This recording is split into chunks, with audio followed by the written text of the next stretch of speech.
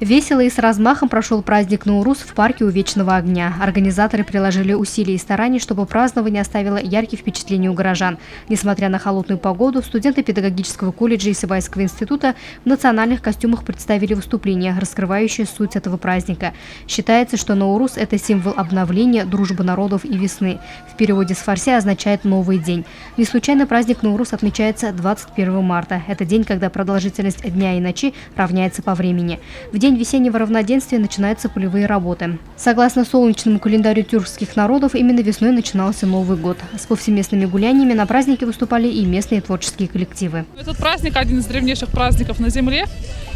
Его истоки связаны со Средней Азией, Ближним Востоком, уходят в глубокую древность, и они связаны и с солнечным календарем, с началом сельских земледельческих работ, когда природа оживает, когда все обретает цвет, силу, радость.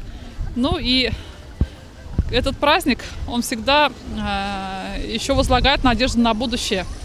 Ну и на счастливое будущее, спокойное будущее всех людей на земле. Это давняя традиция, традиционный праздник, именно связанный с земледелием, который забылся, а кое-где и возрождается. В том числе и у нас в Республике Башкортостан он проводится не первый год, почти 15-й год. Ни один праздник не проходит без угощений. Представители азербайджанской диаспоры подготовили для горожан национальные блюда. Этот праздник у нас отмечается давно уже.